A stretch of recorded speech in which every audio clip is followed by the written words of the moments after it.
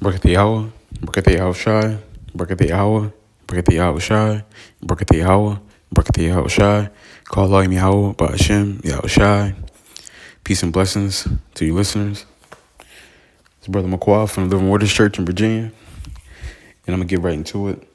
I'm going to start right here at Tobit 4, verse 7. It says, give of thy substance, and when thou givest alms, let not thine eye be envious, neither turn thy face from any poor, and the face of God shall not be turned away from thee. So we're supposed to give. Matter of fact, I'm reading the next one too. It says, if thou hast abundance, give alms accordingly. If thou have but little, be not afraid to give according to that little.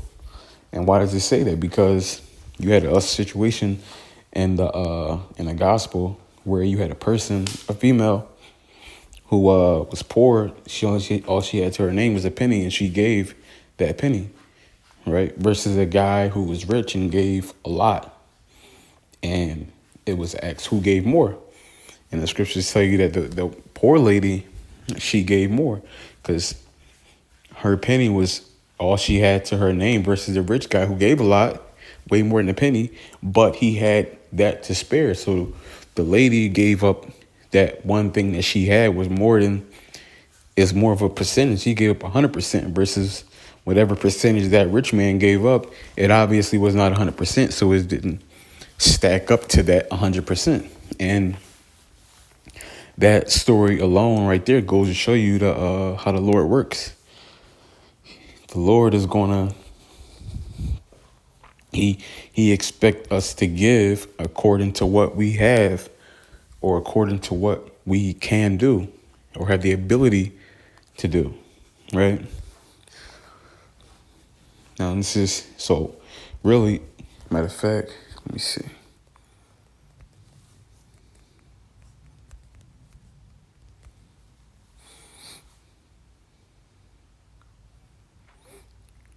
So it says money or food given to the poor, given to poor people, right? So you go into similar words. It's charity, subsidy, endowment. Let me see. Subsidy. A grant or contribution of money, a donation, benefaction, a donation or a gift, a bounty, a sum paid for killing or capturing a person or animal, zakat, obligatory payment made annually under Islamic law on certain kinds of property, endowment, income or form of property given or bequeathed to someone. So alms is the giving, right? Whether it be money or a favor or an action, right? Anything that's given unto another person to try to help them out, right? Let me see. I read this again, Tobit 4 and verse 8. If thou hast abundance, give alms accordingly. If thou have but little, be not afraid to give according to that little. So you got a lot, give according to that lot, right? But if you got a little, give according to that little. And obviously this is talking about like a percentage, right? And we know it says, for thou layest up a good treasure for thyself against the day of necessity, right? Because what we give is going towards into our spiritual bank account. Okay, every good thing that we do is being counted. Okay, Yahweh was talking about that bank account that nobody can steal. There's no decay. There's no rust, right? It's always 100, right? It's just continually building up. And that's what we're trying to build towards, right? That spiritual bank account. Because that's going to be what's going to withhold you in the day of the Lord, right? See, it says it right here, because that alms do deliver from death, and suffereth not to come into darkness. Right? Those good deeds keep you away from darkness. Those good deeds deliver you from death. Right? And ultimately, the people who are going to be given are going to be covered by the blood of Yahushua. Okay, and this isn't necessarily talking about a rich person just going around giving out money. He's going to get into the kingdom. No, it's not. Like I said, it's not just about money. The ultimate giving is love, right? Forgiveness, mercy, right? It's just good to give money, but at the same time, when you get in a position to show mercy, you got to show it. When you get in the position to show forgiveness, you got to show it. And you're going to be put in those positions. When you get in a position to be a bigger man, you got to do it. And again, you're going to be put in those situations, right? Because Satan's whole job is to get you to leave love and to deal in the flesh. Satan wants you to deal in the flesh, which is hate, malice, envy, anger, revenge. So, and to counteract these things is love, charity, right? So the only way to counteract those things are to do something charitable, right? Somebody pisses you off and you think to get revenge, you don't act on that. Those are fleshly things. What do you do instead?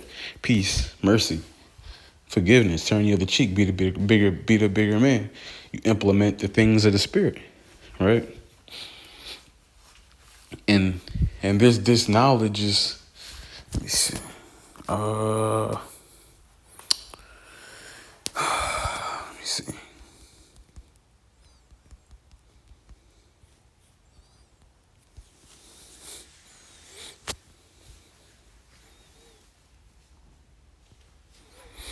This is Matthew 5:14. It says, "Ye are the light of the world. A city that is set on a hill cannot be hid."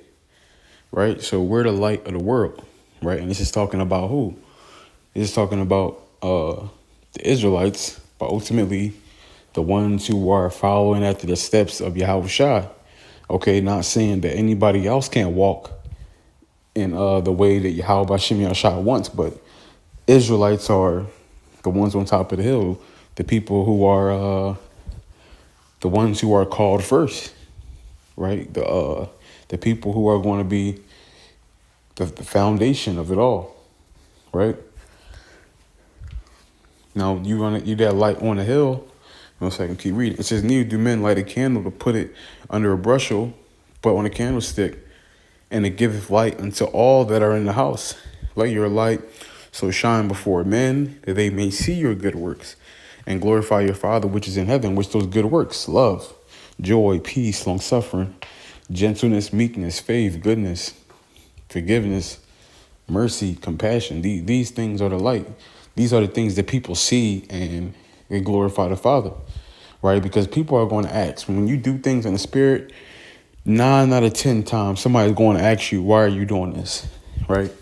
Because I'm pretty sure a lot of people would have asked Chris Rock, like, hey, why didn't you hit that guy back? Or why didn't you press charges? I'm pretty sure almost everybody who we knew was asking him that question, right? I don't know what his answer was, but I'm saying if there was a person who follows Yahweh Shem Yahushua and they was in that kind of predicament, they would answer, because this is what God wants. I didn't do anything because this is what God wants. I reacted that way because this is what God wants. Straight up, just give it glory to the Father, because that's the truth, and that's what it is, right? And I'll flat out say it. If I was in a situation like that, I'll flat out say, because it was up to me, I would take revenge, because that's what I would do for me. But as far as according to Yahweh Shem Yahushua, we know that what? We have to die for the Lord, right? And the only way to do that is to do what he wants us to do and put aside what we want to do, right? That's how we die for the Lord. And again, it's going to be a lot of people going to ask, like, wait, why did you react this way instead of that way? That's when people start saying, man, you better than me, stuff like that. And that's literally what King Saul told David. He basically said the same thing. Man, you better than me. Who won't let their enemies just go without doing anything to them? Like, that's crazy. That's what King Saul told David. But it says, let your light so shine before men that they may see your good works and glorify your Father which is in heaven. And you got some people, we were given this, okay, this light, and we gotta do those good works, okay, according to what we were given. Okay, so if you were given a lot, you're going to do a lot, right? To whom much is given, much is required. Because if you fall below what you're supposed to be doing, right? That's what scriptures go into this, the talents. The one guy had the one talent, buried it. The other guy had 2 talents, doubled it. The other one had 3, doubled it, so on and so forth, right? But the one who had the one and then didn't do anything with it, what happened to him? Off with his head, right?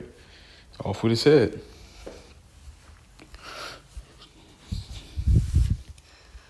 Let me get this.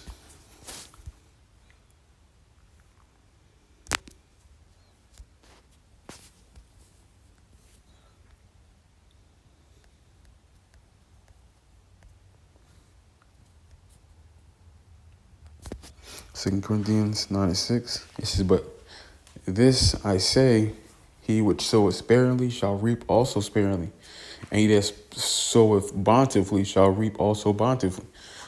Right? So when you're doing minimum, the bare minimum, you're going to get a bare minimum gift. But when you're sowing bountifully, you're going to get a crazy reward, right? You're going to get a crazy reward, and it's a lot that comes with this. Okay, it's a lot that comes with this. Like you're responsible for a whole lot when you walk in the spirit.